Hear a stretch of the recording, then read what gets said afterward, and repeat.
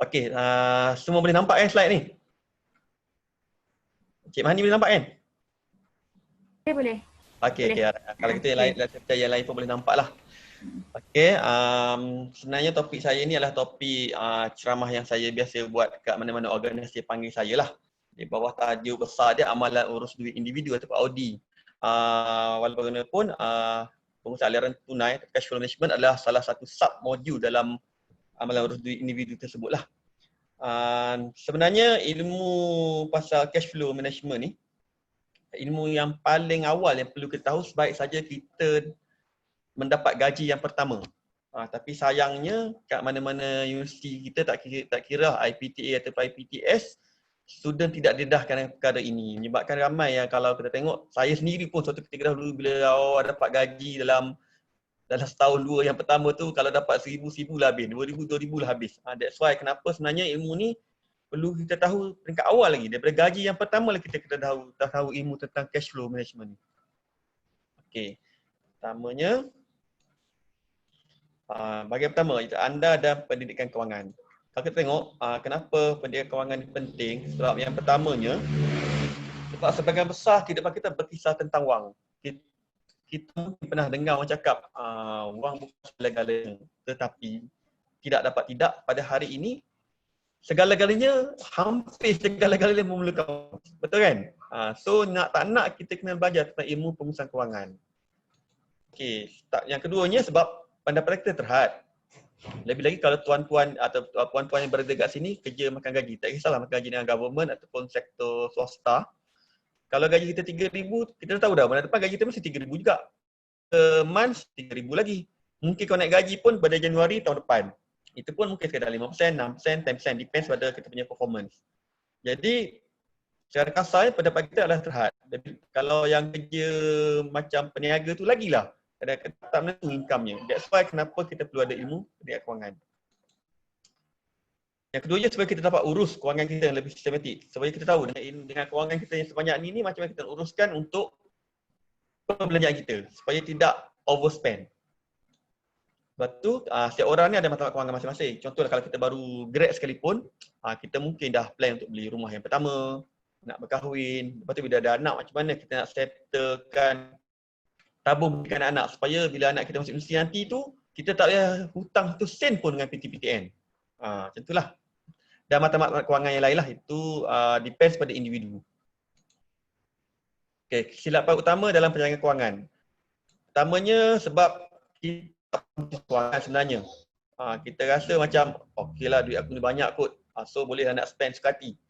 Yang keduanya kita tak tahu hard untuk berhutang. Lebih lagi kalau kebanyakan kawan-kawan saya lah yang dalam government sector, diorang ni paling senang buat hutang sebenarnya. Lebih lagi kalau hutang dengan pihak rakyat.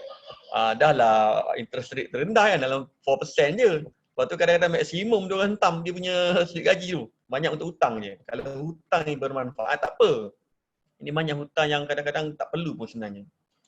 Lepas tu kita serah sepenuhnya hal berkaitan kewangan kepada pihak bank. Macam apa yang officer bank tu cakap, kita macam mengiyakan aja. Macam betul lah dia cakap macam ni. Dan kalau dia promote produk pun, apa-apa produk yang dia promote, kita rasa bagus produk ni, bagus produk. Memang setengah produk mungkin bagus, tetapi mungkin tidak perlu untuk kita sebenarnya. Itulah kenapa kita perlu ada ilmu tentang pengurusan kewangan. Itulah sebab tadi ilmu pengurusan kewangan lah sebenarnya 3 perkara di atas tu berlaku. Okey, kesan-kesannya. Yang pertama, krisis rumah tangga. Di Malaysia ni, boleh dikatakan percentage yang agak besar perceraian berlaku disebabkan oleh masalah kewangan. Lebih kurang dalam 30% plus macam tu lah. Lebih kurang, saya tak ingat saya tepatnya. Yang keduanya, bila kita stres, tiada motivasi. Lebih lagi kawan-kawan kita yang berada dekat bandar-bandar besar seperti KL, Johor Bahru, Penang. Sebab kita faham kat sana tu, gaji 3,000 pun dianggap sebagai miskin, iaitu miskin bandar. Maka kita kerja pukul semua siang malam pun rasa macam tak cukup je duit. Padahal sebenarnya duit tu cukup. Tapi kesilapan berpunca daripada kita nak uruskan kewangan tersebut. Maka berlakulah ponting kerja, kena stres sangat. Lepas tu mulalah, yang ni paling teruk lah, pinjaman alung. Sebab alung ni, kalau bank, kita juga interest rate. Even kat kredit sekalipun kita tahu, walaupun tinggi 18% je setahun. Tapi alung ni, dia tak ada had. dia suka hati dia nak letak berapa. Kadang-kadang tu dia punya daily charges, dia punya alung ni. Alung ni sekali dah pinjam, nak terlepas tu memang amat sukar lah. Jarang-jarang sangat orang kita bila dah pinjam alung, boleh settle sepenuhnya. Okey, yang ni jenis rasuah lah. Biasalah orang kata bagi sebab masalah kewangan ni bukan menipu orang miskin je ataupun tak cukup duit je. Kadang-kadang orang yang dah gaji RM20,000, RM30,000 pun kalau dia tak pandai urus kewangan betul, dia rasa duit dia tak cukup dan dia rasa ada peluang untuk tambah duit lagi melalui aktiviti rasuah.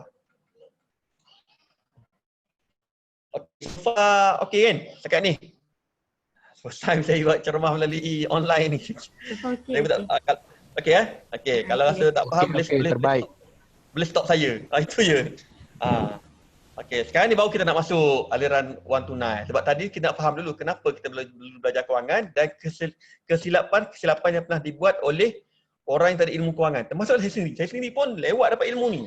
Bila saya dah hutang, saya dah banyak pun saya jumpa ilmu ni. Barulah saya betulkan balik kewangan saya.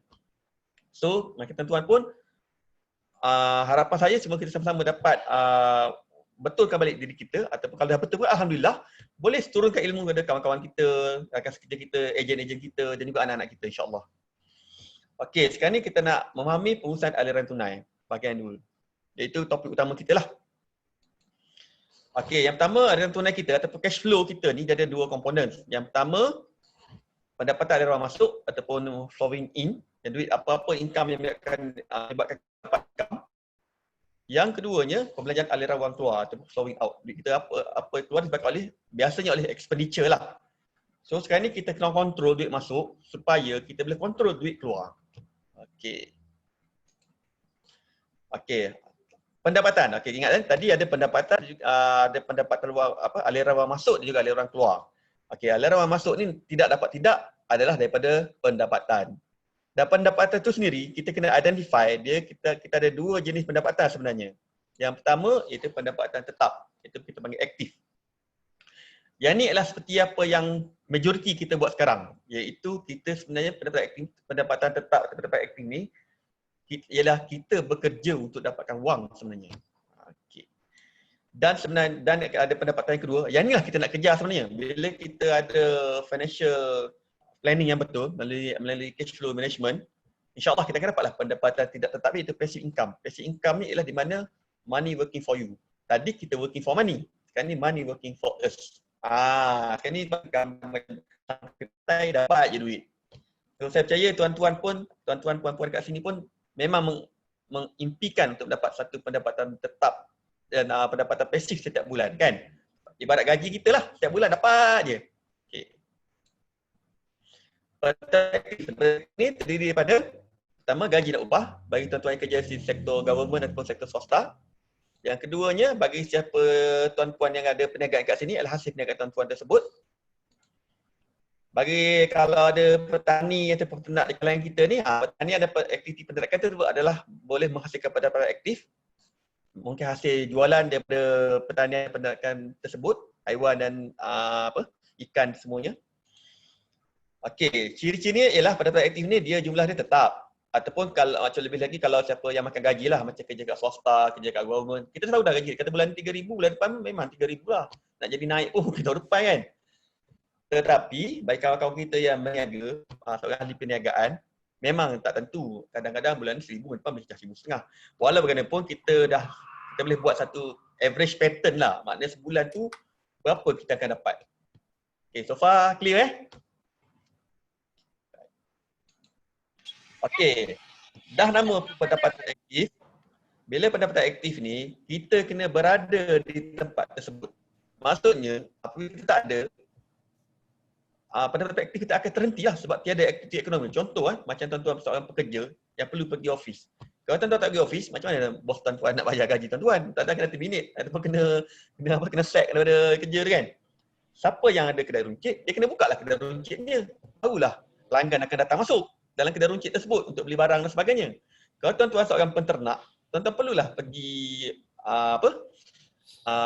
menguruskan ternakan tuan-tuan tu, kambing ke, lembu ke, ayam ke, ataupun terlibat dalam bidang pertanian. Macam kena uruskan ladang kelapa sawit, kebun getah dan sebagainya. Maknanya kita kena berada di tempat tersebut. Kalau kita tak ada, memang aktiviti ekonomi terhenti, duit pun tak masuk lah. Okey. Pendapatan pasif pula. Yang inilah yang kita impikan lah. Sebenarnya terutama sekali apabila kita dah sampai tempoh persaraan, yang inilah sebenarnya impian semua orang sebenarnya. Pertama, pendapatan hasil keuntungan daripada akaun tabungan. Pada masa ni, kita mengharapkan akaun tabungan kita sangat banyak lah. Mungkin 100,000, mungkin 200,000. Cumanya akaun tabungan ni tuan-tuan faham lah. Akaun tabungan daripada saving account tak besar mana pun. Antara 0.8 hingga 1.2% je setahun. Katalah 1%, kata tu ada 100,000 pun, 1,000 je dapat. Itu je lah. Ataupun tabung haji, besarlah sikit. Tabung haji ni, kita tolaklah apa yang berlaku 1.5 lepas tu. So, umumnya, based on, for the past 10 years, tabung haji ni bagi saya antara boleh bagi, nak kata good return tak adalah, tapi okey lah, antara 4 to 5%, lakat dah tolak tepi. Bagi siapa yang Muslim, insyaAllah lah, kalau dah ada macam, dah ada dalam contohlah 1 juta ke lah akaun tabung haji, at least dapat 5%, dah dapat juga 50,000 kan. 50,000 tu, lakat dah tolak tepi. 50,000 kalau kita bagi 12, lebih kurang dalam 4,000 lebih sebulan kan. Lebih kurang. Okey lah kan. Taklah macam gaji 4,000 sebulan. Itu kalau tabung haji. Bagi tuan-tuan yang aktif melabur, contohnya dapat ada banyak stok kat bursa saham. Dapat dividen pelaburan bursa saham. Siapa ada unit trust? Bayangkan tuan-tuan ada 1 juta kat unit trust. Kat 1 juta tu menghasilkan pulangan kata 8% setahun. Dapat 80,000. Bagi 12, lebih kurang 6,000 lebih setahun. Kan? Pasif income kita dah tu. Ataupun tuan-tuan yang invest dalam ASB sekalipun. ASB semacam sekarang ni sekitar dalam 6.75%, saya anggap dalam 7% lah. Pun quite okay. Ni siapa yang tuan-tuan yang ada dalam General Investment Account.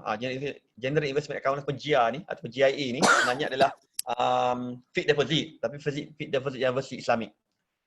Macam sekarang ni, ini sebenarnya pulangan tahun lepas ni, 4.5%. Mungkin tuan-tuan perasan apabila COVID-19 melanda negara kita, OPR bank negara dah diturunkan antara paling rendah dalam sejarah lah. 20 tahun lepas kita pernah turunkan, 10 tahun lepas kita pernah turunkan kepada 2.0 masa gawat tahun 2008 dahulu, 12 tahun lepas. Sekarang ni kita dah turun kembali OPR kepada 2%.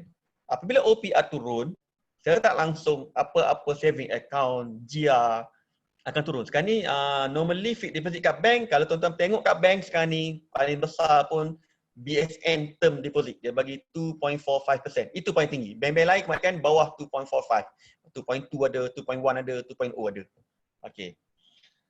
Tapi OPR tu saya tak langsung sebenarnya membantu juga kalau tuan-tuan nak cari rumah ke, beli kereta, loan tuan-tuan pun akan murah lah. Itu kelebihan dia pula. Okey. Satu lagi pelaburan. Yang ini biasa jarang kita dengar sebab biasanya ini golongan-golongan high net worth saja yang buat. Iaitu kita panggil private placement. Macam ni antara contoh company buat private kat Malaysia lah. Dari mereka ada KEPAM ni, Koperasi Penternakan Ayam Malaysia Berhad, MFMI tu. Saya tak nak cerita detail, nanti akan mengganggu kita punya presentation.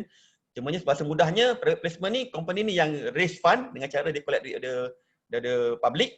Tapi tak menggunakan akta bank negara lah, dia ada akta tersendiri dia. Ini pun pulangan dia antara 12 ke 24% setahun, depends pada company. Okey, lepas tu bagi tuan-tuan yang ada rumah sewa, ini pun boleh jadikan sebagai passive income tuan-tuan. Mungkin bila tuan-tuan ada pencen umur 60 tahun kan, tiba-tiba dah ada 5-10 biji rumah sewa yang dah settle lah bayar bank.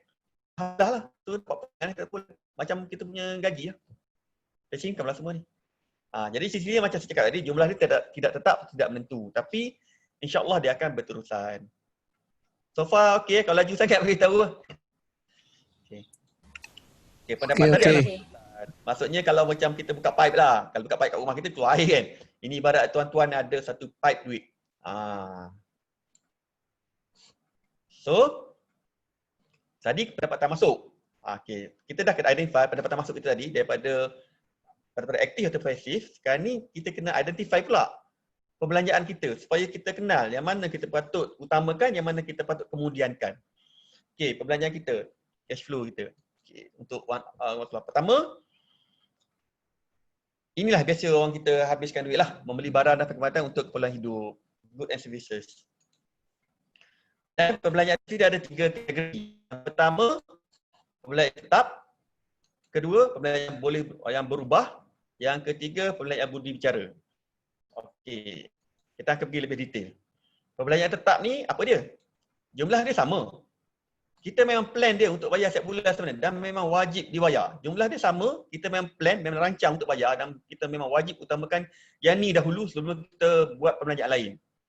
Yang pertama, kalau tuan-tuan masih menyewa rumah, kena bayar sewa rumah. Ataupun tuan-tuan duduk rumah sendiri tapi loan bank belum habis lagi, settlekan yang ni dulu. Pertama. Yang kedua, bagi tuan-tuan yang masih bayar loan kenderaan, hire purchase loan dengan bank pun sama juga separuh rumah tadi adalah kereta kita. Di mana setiap bulan memang jumlah dia memang tetap. Ni siapa-siapa yang ada insurans ataupun takaful. So sama juga selepas kereta rumah tadi, insurans takaful ni jangan bagi lapse. That's why kita kena utamakan bayar. Ini adalah 3 perbelanjaan utama yang kebanyakan semua orang perlu settle dahulu. Lepas tu perbelanjaan berubah. Okey, lepas settle yang perbelanjaan tetap ni, barulah kita rancang untuk belanjaan berubah kita pula. Di mana jumlah dia tak menentu. Kita tak rancang tapi boleh kawal. Maksud boleh kawal lah kalau kawal dari segi nilai ringgit tu lah. Contohnya yang pertama perbelanjaan dapur.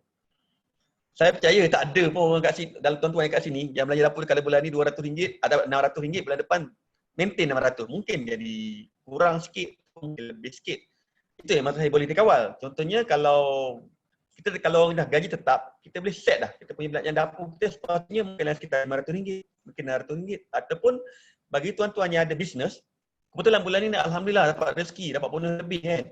Rasa bulan nak belanja mewah, nak pergi nak bulan makan chicken chop, it's okay.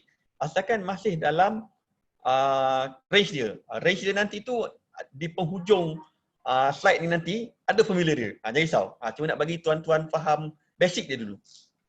Yang kedua, handphone, air, elektrik dan gas. Okey, handphone kebanyakan sekarang ni kalau tuan-tuan yang jenis buat perniagaan ni biasanya dah tetap dah sekarang. Sebabnya postpaid, kebanyakan postpaid macam Telkom ke Maxi, dia dah plan yang 50 ringgit limited call apa semua kan. Cuma data, sekarang ni data je yang kita kena beli. So kita tengoklah, kita perlu data banyak mana. Mungkin kita perlukan 30 GB. So kita spend untuk data 30 GB je lah. Kalau kita perlu data 100 GB, kita beli sikit. Ini maksudnya kita dia tak belajar dia tak menentu, tapi kita boleh kontrol dari segi duit tu. Elektrik dan gas pun sama. Elektrik ni macam dia lebih kepada tabiat kita kat rumah lah. Kita sebenarnya boleh kontrol macam nak pasang aircon ke, nak pasang kipas ke, macam tu. Ataupun tak nak berlaku pembaziran elektrik kat rumah kita. Okey, rawatan perubatan.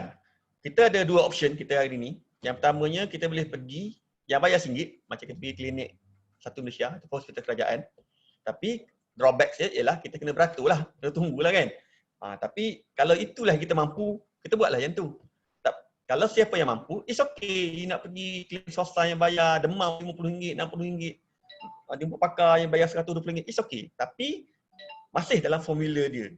Formula dia macam saya kata tadi, saya ceritakan di akhir slide nanti. Maksudnya kita ada pilihan sebenarnya bahagian perbelanjaan berubah ni. Kita boleh tahu sebenarnya kawan kita, kalau kita belajar cash flow ni, kita boleh tahu kawan kita ni setakat mana, berapa banyak kita boleh spend untuk benda-benda tersebut. Ni pun sama juga bagi peralatan kenderaan. Contoh, bulan ni macam sketing kereta kita dah rosak. Tapi sketing ni rosak dia mencacatkan pemandangan kereta tu je, tapi tak mencacatkan pemanduan ke apa semua. So kalau kita tak ada duit lebih, kita boleh hold lah dulu. Maksudnya macam tu lah. Mana kita boleh kemudiankan. Kalau kita ada duit lebih, it's okay, boleh repair je. Tapi pengalaman saya jumpa toke-toke kereta ni, dia cakap sekarang ni kakak rosak kecil-kecil ni orang tak repair sangat dah sekarang ni. Sebab dia kata orang tak ada duit sekarang ni. Kecuali kereta tak boleh jalan baru dia pergi repair. Alright. Okey, perbelanjaan tetap dah. Perbelanjaan berubah pun dah. Sekarang ni perbelanjaan budi bicara. Okey. Ini ialah perbelanjaan budi bicara ni sebenarnya perbelanjaan yang sebenarnya tuan-tuan buat pun tak apa, tak buat pun tak apa. Ini lebih kepada perbelanjaan mewah sebenarnya. Ini sebenarnya untuk orang yang betul-betul ada duit cash lebih. Kalau tak ada, jangan buat. Ini memang akan tuan-tuan akan pening kepala lah kalau buat ini. Apa dia? Yang pertama, sisi dia, jumlah dia tak menentu. Dia tidak dirancangkan tapi kita boleh kontrol dia. Sama ada kita rasa kita perlu spend untuk benda ni ataupun tak perlu. Okey. Contoh beli pakaian mahal. Tak salah tuan-tuan. Kalau tuan-tuan ada duit, nak bergaya, nak pakai macam artis yang beli baju RM20,000, RM30,000, tak ada masalah. Asalkan masih dalam formula yang dibenarkan. Sama juga macam ni, ni tudung itik ni, yang famous ni, dark ni. Okey, yang tudung ni tuan-tuan kalau mungkin para suami kat sini tak tahu, kat sini tudung ni harga 3,000 pun ada. Cik Mahani muka ni mungkin ada slide kot. Okey. Okey, so Tak ada. Tak mampu. tak ada eh? Okey. Alright. Ni tudung itik ni famous lah. Toke dia pun orang muda lagi. Okey. Yang kedua ni perhiasan rumah. Macam baru ni kita nak sambut raya. Tapi saya percayalah baru ni raya yang paling orang tak spend duit lah. Okey. Biasa saya tahu kadang-kadang sofa kita tak perlu tukar baru pun, tapi kita tukar semata-mata kerana dah raya kan. Sanggup berhutang semata-mata nak tukar perhiasan rumah. Yang ni biasa orang lelaki lah. Orang lelaki ni suka lah kata nak tukar sport rim kereta. Padahal duit tu bukan ada banyak sangat pun. Bagi saya tak salah nak tukar kalau betul-betul ada duit lebih. Okey, makan di restoran mewah. Nak makan kat atas kapal persiaran ke, it's okay. Tapi macam cakap tadi, ada duit lebih. Sebabnya perbelanjaan budi bicara ni ialah perbelanjaan yang terakhir di mana syarat utamanya kita memang ada excess cash. Macam memang kita ada duit lebih lah. Okey. Okey, so clear Dah ada ingat 3 perbelanjaan tadi. Perbelanjaan tetap, budi bicara dan juga berubah. Tetap, berubah, budi bicara. Tetap benda yang wajib kita utamakan dahulu. Lepas tu pergi kepada berubah dan budi bicara ni terpulang. Kalau ada duit lebih, teruskan. Tak ada duit, jangan buat apa-apa. So sekarang kita dah kenal sumber komponen aliran wang masuk dan tadi kita dah kenal pendapatan perbelanjaan yang kita spend. So sekarang ni kita tengoklah adakah masih ada baki wang setelah ditolak perbelanjaan tadi. Dan jika ada aliran positif, kita akan aliran tunai kita adalah positif. Maknanya cash flow management kita adalah positif. Positif cash flow management. Dan jika tak ada, yang ni kita tak nak. Maknanya aliran tunai kita adalah negatif. Negatif cash flow management. Okay. Okay, so sekarang ni baru kita faham, betul-betul lah, baru kita faham keadaan macam ni. So macam mana kita nak repair? Okay, ubat dia, tanyalah mana-mana pakar kewangan, dia memang ada 2 je sebenarnya. 2 ubat je. Nak rawat kewangan yang tengah sakit ataupun tak sakit tapi kita nak sihatkan lagi. Tak saja sakit je. Kalau tuan-tuan dah sihat, Alhamdulillah, kita nak sihatkan lagi kewangan tersebut. Yang pertama, kita kena kurangkan perbelanjaan. Lepas kita tengok, okey, rasanya perbelanjaan kita tak perlu buat. So kita akan skip lah untuk benda ni. Yang keduanya, tambah pendapatan.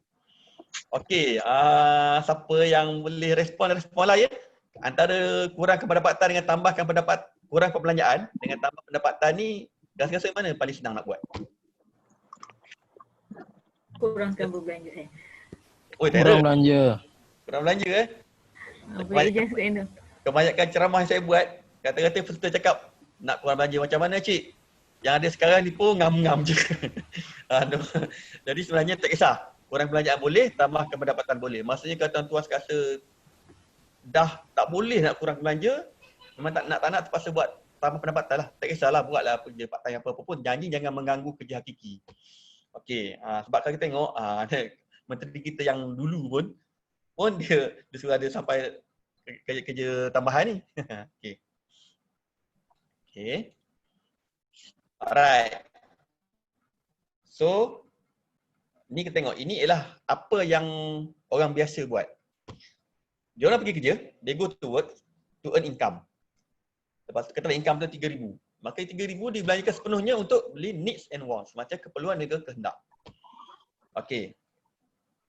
Lepas tu bagi orang yang educated sikit, ni financially smart people. Kita berada kat sini pun peringkat awal pun Alhamdulillah. Kita dapat duit to earn income. Lepas tu kita akan beli kat needs and wants. Pada masa yang sama kita save and invest. Yang ni kita nak. At least kita berada di posisi ni dahulu. Sebelum kita berubah ke yang ni paling best lah. Ini paling baik. Ini dah panggil financially independent people. Maksud kita dah sampai peringkat, mungkin kita dah peringkat kedua dia selama lama dah. Dah 15 tahun, dah 20 tahun dah pun. Di mana kita dah pergi kerja tadi, kita dapat income tadi, kita buy needs and wants. At the same time, kita pun dah ada saving investment. Dan sekarang ni, saving investment kita dah banyak sangat dah. Mungkin 1 juta, mungkin 2 juta. Di mana dia dah menghasilkan dividen untuk kita dapat sebagai passive income. Di sini dah sebenarnya passive income kita bermula sebenarnya pada peringkat ini. Pada masa ni, insyaAllah tuan-tuan dah berada dalam time and financial freedom dah. So, kita memang mengejar kat sini lah sebenarnya. Okay. Okey, siapa ada ketahanan pen boleh cuba buat ni. Okey, kita boleh test kesihatan kita. Kalau kita tahu kita demam, kita ambil termometer kan, tembak kat dahi sekarang ni. Kita boleh tengok kalau kita dapat 38 darjah Celsius ke atas, kita tahu kita demam. Tapi macam mana kita nak tahu kewangan kita ni tengah demam ataupun tengah sakit? Okey, biasa dalam kelas saja saya akan saya edarkan satu form lah sebenarnya. Saya spend masa lebih kurang dalam 5 minit untuk diorang buat. Okey, saya bagi secara ringkas dulu Okey. Jumlah hutang bulanan ialah jumlah hutang yang tuan-puan bayar kat bank tu. Hutang kereta, hutang rumah, hutang apa lagi? Personal loan, credit card, di mana jumlah dia adalah tetap sebenarnya. Contohlah kita kata jumlah dia adalah berapa? Kita letak satu figure lah senang cerita. 2,000 ke? Okey, 2,000. Okey, 2,000. Okey, jumlah pendapatan bulanan kita katalah 4,000. Jadi maknanya 2,000 bahagi 4,000 dapat 0.5. Maksudnya kita punya nisbah kesihatan kewangan kita adalah 0.5 lah. Macam tu. Katalah tuan-tuan hutang tadi 2,000 juga. Tapi pendapatan bulanan atau gaji bulanan ataupun kalau tuan-tuan yang berniaga tu average income dia adalah 3,000 je. 2,000 akan bagi 3,000 kita akan dapat 2 bagi 3 akan dapat 0.3 kan. 0.33 lebih kurang. So, maknanya kita tahulah kita punya nisbah kewangan kita adalah 0.33. Macam tadi 0.5. Kalau orang tu gaji 10,000, pendapatan bulanan 10,000. Dia habis 5,000. So 5,000 bagi 10,000 dapat 0.5 juga. Okey, sekarang ni 0.3 lah, 0.5 lah, 0.8 lah, 0.7. Yang mana yang sihat? Okey, ni jawapan dia So far yang ni dah faham ke belum? Yang ni basic ni. Ini adalah formula pertama. Saya ada 3 formula saya nak cerita ni. Ada yang tanya, ASB loan masuk hutang juga ke? Okey, kalau kita bayar, kita dianggap sebagai hutang sebab kita memang kena bayar. ASB loan kena. Kalau ASB yang kita nyimpan biasa tak. ASB loan pun kena anggap sebagai jumlah hutang bulanan sebab itu komitmen kita kena bayar. Okey, ada soalan lain? Sebelum saya teruskan, ini formula paling simple. Lepas ni formula lagi canggih. Okey. Sebab saya tak boleh nampak apa yang kat chat. Cik Mahani tuan tengoklah kalau apa-apa soalan kat situ.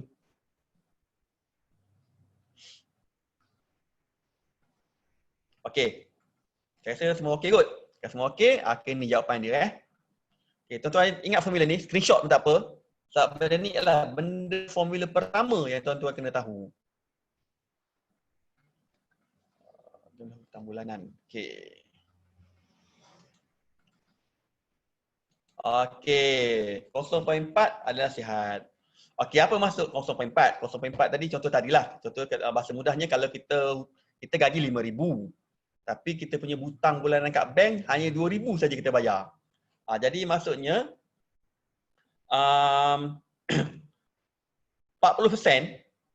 daripada gaji kita gunakan untuk membayar hutang. Itu adalah golongan sihat. Maknanya kita guna gaji kita untuk bayar hutang kat bank ni jangan melebihi 40%. Sebab apa? Ini baru hutang, belum termasuk perbelanjaan atau expenses, duit dapur lah, duit minyak kereta lah, perbelanjaan anak-anak. Tak kira lagi ni. Ini baru hutang kita je dengan bank. Dan formula tadi tu kita boleh combine dengan isteri kita. Pun kita boleh combine pun boleh, nak buat secara solo pun boleh. Okey. So, masa kita kena pastikan kita dapat 0.4 dan ke bawah baru dianggap sebagai sihat. Kalau tuan-tuan dapat 0.41 yang 0.55, ini dah parah berjaga-jaga. Kalau banjir tu orang kata dah hampir nak melimpah sungai lah, tapi belum melimpah lagi. Mana pada peringkat ni ibaratnya dah tanda-tanda awal nak demam lah. Ataupun kalau kat traffic light tu, lampu isyarat tu dah tukar kuning lah, belum jadi merah lagi. Macam tu. Pada peringkat ni, di mana kita punya hutang dah tinggi lah. Dah melebihi 40% daripada gaji kita, sehingga maksimum dia 0.55. Maknanya dah separuh dari gaji dah kita guna bayar untuk bayar hutang je. Okey, kalau dah sampai peringkat ni dah peringkat hampir ICU lah sebenarnya. 0.6 yang 0. Bayangkan kalau tuan-tuan bayar hutang, tuan-tuan, 75% dari gaji. Habis apa yang tinggal? Untuk expenses, untuk makan anak bini kat rumah, untuk belanja anak sekolah. Apatah lagi kalau masuk kategori ni. Ini memang kritikal sangatlah. Sangat-sangat kritikal ni. Hampir 100% digunakan untuk bayar hutang je dari gaji. Apatah lagi kalau kat sini. Ini saya panggil nazak ni. memang orang kata kalau dah nak mati ni sebenarnya. Orang kata walaupun gaji dia 10,000 pun ataupun 100,000 sekalipun, tapi kalau dah 99,000 buat bayar hutang, apa yang tinggal? Okey. So faham formula pertama? Ada 2 lagi formula ni. Masa kita pun dah tak panjang. Boleh. Okay, alright. Okay, yang ni nisbah kekayaan. Kita nak tengok, kita ni sebenarnya, nisbah kekayaan ni sebenarnya kita nak tengok sekiranya anything happen to us right now, contohnya kena berhenti kerja ke, tiba-tiba sakit kritikal menyebabkan kita terpaksa berhenti kerja atau terlantar di hospital kat rumah sekalipun, berapa cash yang kita ada sebenarnya untuk kita survive. So kita akan guna formula yang kedua ni. Okay, jumlah wang pencairan tinggi tadi ialah kat sini dia akan merangkumi beberapa komponen lah. Yang pertama, cash kita ataupun duit tunai kita yang ada kat bank yang kita boleh cucuk anytime. Yang kedua, ASB. Bukan ASB loan tau. ASB betul. Yang betul-betul yang tak terikat dengan loan. Tabung haji, fixed deposit, unit trust, dan apa-apa saja harta yang kita boleh cairkan dengan segera. Maksudnya kita pergi kat bank kita boleh dapat duit tu. Itu maksudnya kecairan tinggi. Kalau macam hartanah, walaupun tuan-tuan ada harta banglo bernilai 10 juta sekalipun, tak kira sebab konsep dia kita mesti kecairan tinggi. Itu je. Bahasa mudahnya cash lah. Bahasa mudahnya cash. Cash, ASB, unit trust, fixed deposit, macam tadi lah. So, katalah kita campur-campur semua, kita dah dapat figure dia contohlah 50,000. Okey, 50,000. So, sekali dapatkan satu jumlah. Macam tuan-tuan boleh campur tuan-tuan punya sendiri. Saya tak tahu, tuan-tuan sendiri yang tahu. Okey, dapat 50,000. Bahagi komitmen bulanan. Maksud komitmen bulanan ialah setiap bulan tu berapa kita habiskan untuk bayar hutang, untuk belanja anak isteri, untuk belanja anak sekolah, purata. Contohlah tadi kita bahagian jumlah wang tadi, kita ada 50,000. Komitmen bulanan. Selamat tengah hari. So hari ni Abang Joko dengan Brother Afar tengok dekat utama motor. Ada gangguan lah. Abang Joko mana pula ni? Okey. Alright. Okey, maksudnya jumlah wang tadi 50,000. Komitmen bulanan kita katalah 2,500 je. Okey. So 50,000 bagi 2,500 kita akan dapat 20. Okey, ataupun mungkin 5,000. Jadi 50,000 tadi bagi dengan 5,000 kita akan dapat 10. Okey, kat sini jawapan dia yang kita nak ialah 6 dan ke atas. Okey, 6 dan ke atas. Apa maksudnya? Maksudnya macam ni. Sekiranya anything happen to us, kena berhenti kerja ke, kena sakit kritikal ke, kita ada 6 bulan sekurang-kurangnya duit simpanan kita tampuh kehidupan kita untuk minimum 6 bulan. Okey. Maksudnya contohnya kita ada 50,000, tapi belanja bulan kita 5,000, dapat 10,000. Maksudnya secara umumnya dengan duit simpanan yang kita ada tadi, kita boleh survive selama 10 bulan sebelum duit simpanan kita kering sepenuhnya. Jadi dalam 10 bulan ni sempatlah kalau mungkin wife kita nak cari satu alternatif untuk dapatkan simpanan ke, ataupun dapat kerja baru untuk dia sendiri ke, macam itulah. Lebih kurang. Maksud kita ada, sebab tu tempoh 6 bulan ni tempoh yang paling setiap orang wajib ada lah. Tapi tahukah tuan-tuan, kat Malaysia ni 90% tak ada simpanan minimum 6 bulan. Saya rasa ramai kat sini ada kot. InsyaAllah minimum 6 bulan kena ada. Minimum 6 bulan. Kalau tanya saya recommend minimum 12 bulan, maknanya setahun. Mana cash yang kita ada sekarang ni boleh tampuh kehidupan kita untuk minimum 1 tahun. Setahun tu paling bagus lah. Cuma yang 6 bulan pun berdasarkan survey yang dibuat oleh geng-geng financial planner, memang hanya 10% saja yang buat. 90% lagi tak sampai pun 6 bulan. Okey. Dah faham formula kedua? Saya nak bagi formula terakhir. Kalau dalam kelas saya memang buat saya memang sudah saya buat depan saya ni benda ni. Okey, yang terakhir, formula terakhir ni kita panggil ideal flexi budget model. Ini adalah satu model duit kita tadi ni nak belanjakan mengikut formula ni. Okey. Dalam model ni, income kita akan asingkan mengikut 4 department. Department pertama ialah tabung kecemasan 10%, tabung pelaburan 10%, dan juga tabung perlindungan lah atau protection 10%. Okey, dan perbelanjaan 70%. Maksudnya kalau dan perbelanjaan tadi pun kita akan bagi pada 4 perbelanjaan utama, iaitu isi rumah, perumahan, pinjaman kredit dan pinjaman peribadi. Saya bagi satu contoh terus lah. Kalau kita gaji 3,000. Okey. Kalau kita gaji 3,000, sebenarnya kita kena belanja duit kita RM2,100 je. Lagi RM100 kita kena simpan kat tabung kecemasan yang untuk kita dapat minimum 6 bulan dari dulu. Lagi 10% kena simpan kat bahagian pelaburan. Pelaburan terpulang, unit trust ke, ASB ke, nak main bursa saham ke, nak buat private equity ke. Dan lagi 10% ialah perlindungan tadi. Perlindungan tadilah sebenarnya tuan-tuan bayar takaful tu. Itu sebenarnya tujuan takaful atau tujuan insurans tu. Kat sini sebenarnya. Okey. Biasanya bila saya cerita benda ni, ramai cakap, "Cik, macam mana saya nak simpan 30%? 10% pun saya tak mampu." Okey, macam ni. Ini adalah nama pun ideal, ideal flexi budget model. Okey. Sebenarnya, kalau tuan-tuan tak mampu ada 30% pun, at least bermula dengan 10% dulu. Mana 10% ni combination lah. Kecemasan, pelaburan, juga campur pendapatan. Tapi tuan-tuan kena simpanlah satu impian supaya suatu hari nanti kecemasan 10%, pelaburan 10%, protection pun 10%. Jadi kita cuma spend 70% daripada belanja kita. Kalau kita tengok belanjaan kita ni, daripada 2,100 orang bagi orang gaji 3,000 lah. Kita bagi contoh gaji 3,000. Kereta dia RM420 sebulan je. Kalau ikutkan gaji 3,000, layak pakai kereta yang bernilai RM420 sebulan. Ataupun bahasa mudahnya kita Azia sebenarnya. Gaji 3,000 dia layak pakai Azia je sebenarnya. Dan ada satu lagi formula untuk kereta ni. Yang ni yang geng-geng financial planner pun selalu pakai. Kita hanya boleh beli kereta di mana tak melebihi setahun pendapatan kita. Maksudnya kalau kita gaji 3,000 sebulan, setahun 36,000. Maknanya kita beli kereta yang nilainya tak lebih dari 36,000. Itu maksudnya. Kalau kita gaji 10,000, okeylah. Kita boleh beli kereta yang 120,000. 120,000 apa? Honda Civic. Maknanya gaji 10,000 tuan-tuan boleh beli Honda Civic. Kalau tuan-tuan tak gaji 10,000 tak boleh beli Honda Civic lagi sebenarnya. Maksudnya tujuan formula ni sebenarnya supaya kita tak terdedah pada kekurangan salah atur perbelanjaan kita lah. Ini sebab nama ini formula yang paling ideal sebenarnya. Di mana kita kena simpanlah impian kita supaya sampai ke sini. Okey, so far saya punya presentation dah habis sampai sini. Saya buka pada soalan lah. Ada 3 formula ni je sebenarnya dalam cash flow. Kalau tuan-tuan pergi jumpa financial planner, tuan-tuan akan dapat 3 formula ni, kena bayar minimum RM200 ni baru dapat. Pengalaman saya lah, berguru beberapa orang untuk guru financial planner dan juga kursus-kursus saya pergi dan juga pengalaman saya dalam sektor bank dengan perusahaan kewangan lah. So saya share dengan tuan-tuan yang dapat invitation dari sahabat saya, Tuan Faisal Malik. Saya rasa bolehlah saya share topik ni. Okey, ada apa-apa soalan?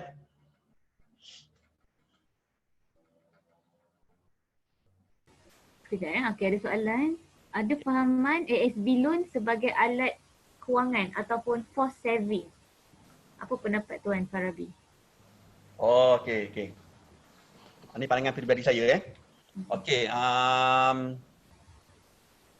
dia adalah betul dia saya setuju dia boleh jadikan sebagai satu alat kewangan yang force saving.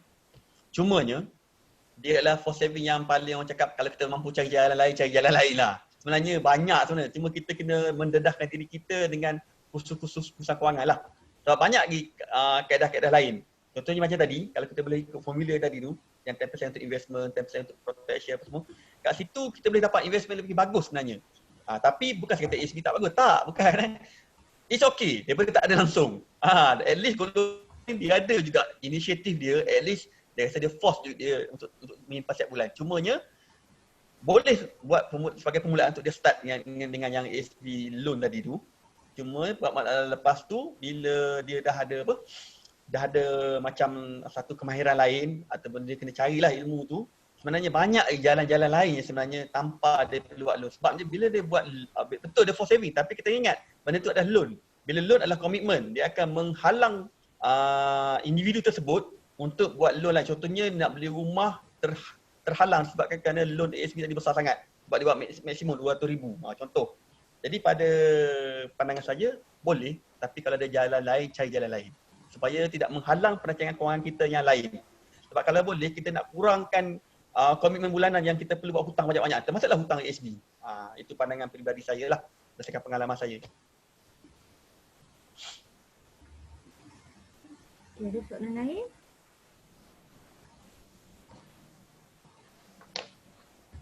Okay, satu lagi soalan. Okey. Cash is king.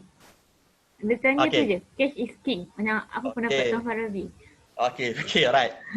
So kita cash flow kan? Okay. Soalan yang baik, memang soalan yang sangat baik. Lebih lagi sekarang ni, memang cash is king. Okey, tapi ramai orang salah tafsir sebenarnya. Apa maksud cash is king? Cash is king sebenarnya bermaksud apabila berlaku suatu kegawatan macam sekarang berlaku, sebenarnya siapa ada cash masa ni lah dia paling beruntung. Masa ni dia boleh beli rumah murah, masa ni lah dia boleh invest saham sebanyak-banyaknya. Masa ni dia boleh masuk unit trust yang harga tengah menjunam jatuh ni. Masa ni dia boleh masuk harga saham yang tengah gila-gila, sebabnya kalau tengok masa COVID-19 ni, siapa ada duit beli saham yang berasaskan medical, face mask, cakap jual face mask, cakap jual glove macam body glove, bukan body glove apa, yang Malaysia tu, saya lupa Top pula. glove. Top glove. Boleh untung sampai 100%, 200% tu. Inilah golongan cash is king. Bukan cash is king tu kita ada duit, kita simpan duit, tak guna untuk apa-apa. Yang tu salah. Maksud cash is king ialah apabila time orang lain takut masuk market, kita dengan berani kita boleh masuk market sebab kita ada access cash. Di mana access cash tadi kita dapat daripada mana? Daripada hasil formula yang saya cerita tadi. Kita dah simpan, dah siap-siap. Maksudnya bila berlaku kegawatan masa ni, kegawatan ni sebenarnya memberi kesan buruk pada certain orang, tapi pada masa yang sama memberi good points ataupun good opportunity untuk golongan cash is king tadi. Itu sebenarnya masuk cash is king. Jadi masa ni dia orang boleh hentam lah, beli saham banyak-banyak, beli unit trust banyak-banyak yang tengah jatuh ni. Itulah sebenarnya. Itu masuk cash king yang sebenarnya. Tapi ramai orang salah tafsir. Dia ingat kena ada simpan cash. Tak, simpan cash tadi kita dah cerita dah. Kita kena ada minimum 6 bulan tadi. Itu ialah simpanan kecil. Maksudnya setiap orang wajib ada minimum 6 bulan. Okey. Okey, soalan lain kalau ada lagi? Ada soalan lain lagi?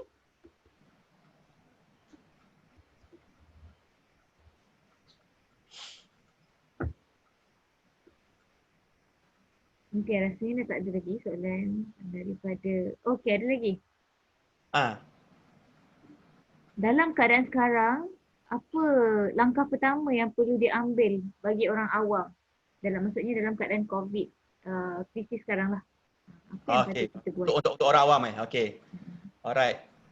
Okey, soalan ni sebenarnya umum sangat. Orang awam ni dia kategori mana? Dia kategori peniaga ke, makan gaji ke? Tapi saya cerita secara umum jugalah. Sebab saya tahu jawab soalan ni depends pada golongan mana. Okey, yang pertama. Ini secara peribadinya, kalau tuan-tuan ni ada loan bank, tuan-tuan ambil lah moratorium ni. Saya sendiri pun ambil. Pertama, satu untuk menambahkan cash reserve tuan-tuan supaya ada banyak. Yang keduanya, mungkin tuan-tuan boleh gunakan cash tersebut, tapi bukan semua hanya sebahagian tadi, untuk settlekan mana-mana hutang yang perlu. Tapi jangan settlekan sekaligus lah, bahaya juga tu. Maksudnya contohnya kalau kita settlekan credit card ke, sama. Yang keduanya, mungkin tuan-tuan yang ada bisnes boleh gunakan sebahagian duit tadi macam mana untuk reschedule atau replan balik bisnes tuan-tuan dengan menggunakan sebahagian penjimatan duit daripada moratorium tadi. Tapi tuan-tuan kena ingat, moratorium ni dia bertahan 6 bulan je. Jadi kalau tuan-tuan ada loan kat bank bayar untuk loan rumah, loan kereta ni lebih kurang 3,000 sebulan. So dalam masa 6 bulan ni, tuan-tuan dapat 18,000. Jadi 18,000 ni perlu dimanfaat dengan sebaik-baiknya. Itu je. Maksudnya kalau boleh gunakan sebagai kecil mungkin 3,000, 4,000 untuk develop balik bisnes. Ataupun nak settle hutang, contoh ada hutang kat kredit lebih dalam 7,000, settle sekaligus ke. At least lepas bila kita dah start balik bayar hutang loan bank pada bulan 10 2020 nanti, at least satu hutang dah settle dah. Walaupun dia start bayar hutang baru, bukan hutang baru, hutang lama sambung bayar balik, tapi salah satu hutang kita kredit card dah settle. Maksudnya yang keduanya, segala duit yang kita nak belanjakan ni kena bagi keutamaan kepada dua perkara saja. Yang pertama, keperluan asas itu makanan. Makanan pun macam saya cakap tadi, kalau ikut kategori makanan yang perbelanjaan yang berubah tadi. Bukan perbelanjaan budi bicara yang suka hati kita nak makan chicken chop hari-hari, jangan. Okey. Yang kedua, untuk perubatan. Perubatan pun sama juga. Kalau kita mampu berjimat dengan pergi hospital government, pergi hospital government. Kalau rasa boleh nak gunakan untuk klinik swasta, pergilah klinik swasta. Maksudnya, reserve tadi sebenarnya kita simpan untuk bila MCO COVID-19 ni untuk dua perkara lah. Satu keperluan asas iaitu makanan, yang keduanya untuk perubatan. Itu je secara ringkas lah sebab soalan ni soal umum, saya jawab pun secara umum lah. Okay. Alright. Okay. Tuan Farabi boleh stop screen sharing je rasa? Okay, ya saya stop Kita tengok. Okay, dah stop. Okay, alright. Terima kasih. Okay, so rasanya tu je kot soalan yang ada. Hmm. Okay, tak ada soalan lain lagi. Okay, so apa yang point yang saya boleh pick daripada apa yang Tuan Fahri bercakap tadi, paling penting kita kena tahu pasal kewangan ni sebabnya kehidupan kita ni sekitarnya melibatkan wang. Dan Betul. pendapatan kita memang terhad sebab kita punya income kita memang kalau sampai certain tahap tu je lah, dah tak boleh naik lagi dah. Tapi Betul. perbelanjaan kita dan komitmen kita akan meningkat. Okay, dan Yes. lagi satu yang Tuan Fahri share tadi berkenaan calculation, cara pengiraan nisbah hutang dan juga nisbah kekayaan. So itu adalah indikator untuk kita check status kita macam mana. So lepas ni boleh check terus lah. Saya pun kena check saya punya juga ni. Okay. Lepas Alright. tu last Cik Mahlis, Sikit. sama-sama sikit Boleh. je. Sikit je. Boleh. Sebenarnya gini, macam mana kita nak track kita punya perbelanjaan? Sebenarnya kat handphone kita pun kita download tu kat App Store atau Apple Store, itu monthly budget planner. Nampak? Saya share kat skrin. Alamak. Monthly budget planner. Ni, nampak? Monthly budget planner. Okay. Okay, macam saya buat sendiri, saya pakai Excel. Sebab saya key in di komputer saya every single day. Walaupun hari ni saya beli gula sekilo harga RM3 pun saya key in RM3 dalam saya punya Excel. Benda ni saya dah buat 7 tahun dah. Kalau nak salinan Excel tu saya hantar kat Cik Mahani, nanti Cik Mahani boleh forward lah pada peserta lain siapa nak. Okay, boleh. Maksud tapi benda ni apps kalau macam leceh nak buka komputer Excel, boleh download apps kat Apple Store ataupun Play Store. Memang ada. Macam company offer. Kita boleh pilih yang free banyak. Okay, itu je yang last. Boleh dapatkan benda tu. Alright, terima kasih Tuan Farabi. Perkongsian yang sangat bagus. Banyak saya belajar sebenarnya. Saya pun kena check balik sendiri punya ni. Okay. Alright. Cik Mahdi muda lagi, boleh betulkan tu. Jadi jutawan muda insyaAllah. Amin. Okay, alright. Okay, terima kasih. So, kita habiskan sesi kita pada hari ini. Terima kasih semua. Assalamualaikum warahmatullahi wabarakatuh. Waalaikumsalam.